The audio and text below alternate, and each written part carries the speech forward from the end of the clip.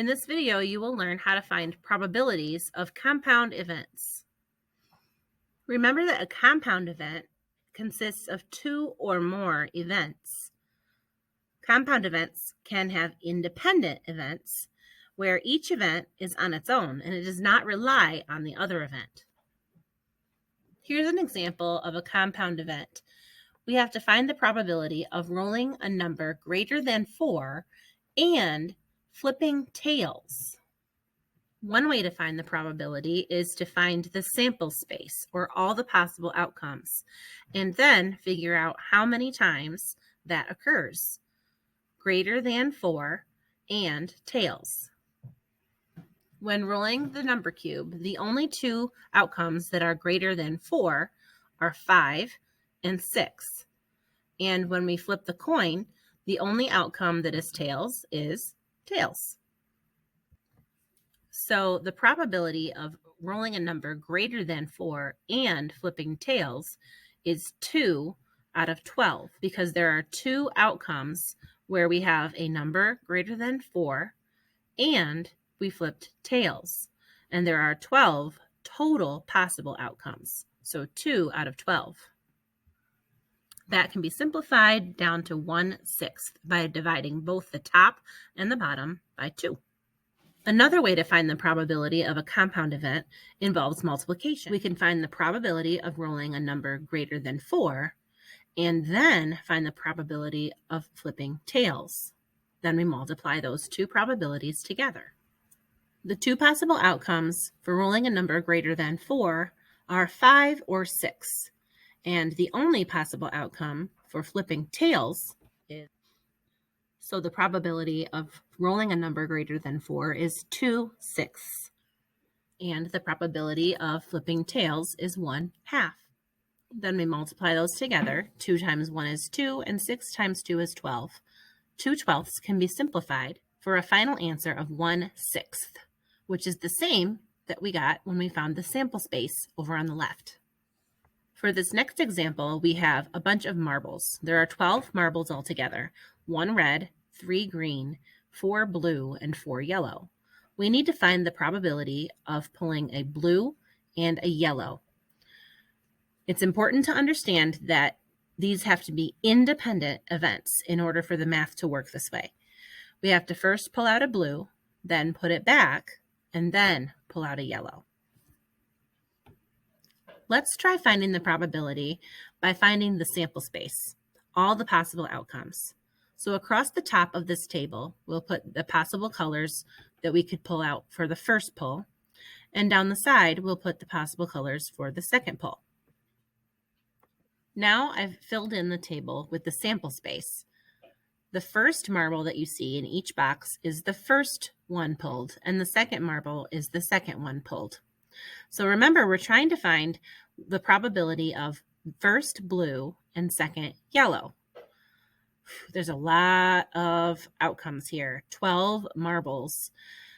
It looks like there are 144 possible outcomes, 12 times 12. Here are all the outcomes where blue, there is a 4 out of 12 chance that you'll pull a blue. And here are all the possible outcomes where yellow is pulled second. There's also a 4 out of 12 chance of pulling a yellow. Here are the only ones where there is first blue and second yellow. So to actually find the probability of pulling first blue and second yellow, we could just multiply the probability of pulling blue times the probability of pulling yellow. 4 out of 12 can be simplified to 1 out of 3, or 1/3. So instead of multiplying 4/12 times 4/12, we can simplify it first and multiply 1/3 times 1/3 and get 1/9. 16 1/44 would also simplify to 1/9, but it's easier to simplify the smaller fractions first and then multiply. Now let's try finding the probability of 3 events happening. What's the probability of flipping heads, then flipping tails, then flipping a number less than 3? The first event involves flipping a coin. We could either get heads or tails. Let's say the first flip was heads. The second event is flipping a coin again. We could either get heads or tails. Let's say again that we flipped heads. In the third event, we roll a die or number cube. There are 6 possible outcomes on a die: 1, 2, 3, 4, 5, or 6. So if the first coin flip was heads and the second coin flip was heads, then there are 6 possible outcomes after that. We could have rolled a 1, a 2, a 3, a 4, or 5, or a 6. So you can see that the list so far is heads, heads 1, heads, heads 2, heads, heads 3, heads, heads 4, heads, heads 5, and heads, heads 6. Let's back up a little to the second event, and let's say we've flipped tails this time. Again, on the third event, we have 6 possible outcomes, so we could either roll a 1, 2, 3, 4, 5, or 6. So now we have 12 possible outcomes, but that's only if the first event was heads. What if in the first event we flipped tails? Then in the second event, we could either flip heads or tails. So now we have not 6, not 12, but 18 possible outcomes. We could have flipped tails, heads 1, tails, heads 2, tails, heads 3, tails, heads 4, tails, heads 5, or tails, heads 6. Or in event 2, if we had flipped tails, now we have 6 additional possible outcomes. So we could have tails, tails 1, tails, tails 2, tails, tails 3, tails, tails 4, tails, tails 5, or tails, tails 6, for a total of 24 possible outcomes. Remember, we're trying to find the probability of first flipping heads, then flipping tails, and then flipping less than 3. So the first event has to be heads. That eliminates half of our possible outcomes. The second event has to be tails. That eliminates all of the heads, heads column. And the third event has to be a number less than 3. The only possible outcomes less than 3 are a 1 or a 2. So that eliminates HT3 all the way through HT6. So the only 2 favorable outcomes are HT1 and HT2, or heads, tails 1, heads, tails 2.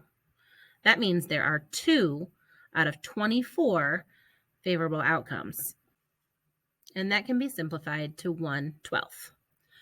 But wouldn't it be simpler if we could just do this mathematically instead of figuring out the whole sample space? Let's try it. We can just find the probability of each event and then multiply it together. The probability of flipping heads is 1/2. You get 1 out of 2. The probability of then flipping tails is also 1/2. Then the probability of rolling a die and having less than 3 is 2 out of 6, because a 1 and a 2, so there are 2 favorable outcomes out of 6 possible outcomes when you roll a die. Now we can simply multiply these 3 fractions together by multiplying all of the tops and then multiplying all of the bottoms. 1 times 1 times 2 is 2. And 2 times 2 is 4, and then times 6 is 24. So we have 2 over 24, which again is 1/12, just like we found the other way. So the probability of first flipping heads, then flipping tails, and then rolling a number less than 3 is 1/12. Now you should know how to find probabilities of compound events. Thanks for watching.